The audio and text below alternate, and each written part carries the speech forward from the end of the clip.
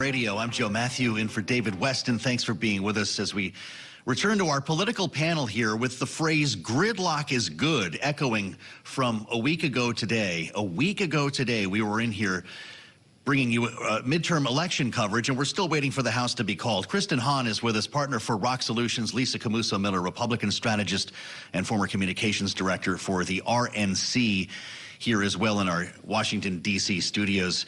Kristen, is that in fact the takeaway here, though? If gridlock is good for Wall Street, the markets are going to be real happy the next couple of years. I mean, the gridlock is good if people are actually working together. I mean, I think gridlock, it can be another word for, you know, if Republicans and Democrats, if there's divided government, there's something to be had from that. People have to work together to get something done. The Republicans can't do anything and send it to a Democratic president's desk without working with the Democrats. Yeah. So there should be, and there can be some stability there, and it could be reflected in the markets. Is that your expectation, Lisa? Can anything get done if the House, in fact, is called for Republicans? I realize we have Democrats running the Senate. We have Joe Biden on the other end of Pennsylvania Avenue with a veto pen ready. How does anything get through?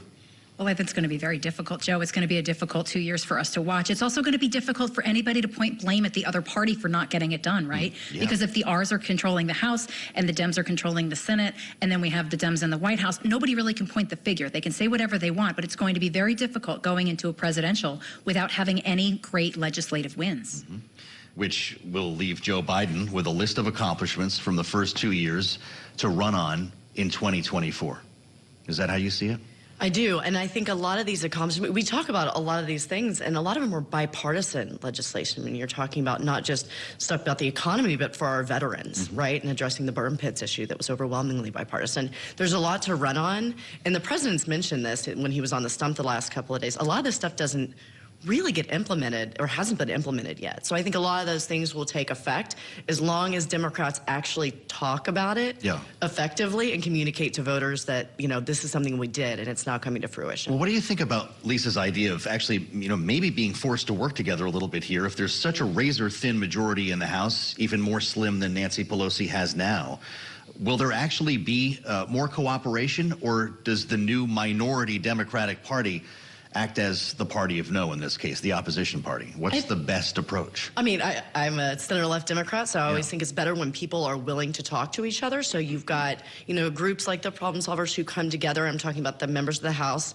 Republicans and Democrats, who sit in a room and toss ideas around. I'm not saying that there won't be a lot of, you know, politics going on and a lot of the Democrats saying no, but I go back to my original statement where I think there are a lot of Democrats, like Blue Dog Democrats, New Democrats, who actually want to work across the aisle. They meant it when they said it, and I genuinely think that there is room, if there are Republicans who are genuinely want to work with them, that there's room for them to work together. Lisa, what's the Republican post-mortem here? What's the forensic study on what happened a week ago tonight?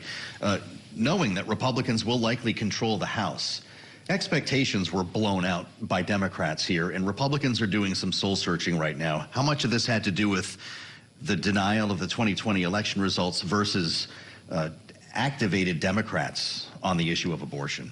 I think it was a crystal clear message from the voters that they are tired of the negativity. They want Washington to get back to work. They want Washington to fix the problem with inflation and with gas prices and grocery prices and you name it. They really want the members of Congress and the White House to get back to business, to try to help them. And that was, to me, a very much the autopsy of what the election day was. They're tired of the negativity. They're tired of the scare tactics, and they want us to get back to work. And if we're smart as Republicans, we'll see that. We'll take action and we'll seize on it and we'll do the right thing. And we'll start to help doing everything we can to get the economy going the way we want it to be going so that we're ready to run on that in 2 years. I know it was a better than expected turnout for Democrats, Kristen, but were there lessons learned as well on your side of the aisle? I think there were. You know, we didn't expect that. What I was happy to see is that there was a forward-looking message. I know this can be trite, but candidates do matter. And a lot of the races that we were working on, a lot of the Blue Dog endorsed races, some of those tougher seats, we were running against people who were election deniers, and it was kind of the doom and gloom. And we actually had a more positive message, and I was a little cynical. I was like, I hope we're right. I hope people want to see us moving past this. That's why we saw Donald Trump in his message last night. If you look at the midterms, that's not what worked for candidates I mean, the candidates who had that same type of message in the midterms lost. So I think people want to look forward and want to move past it. How do you bring this to Georgia now? This race obviously comes to a runoff a couple of weeks away.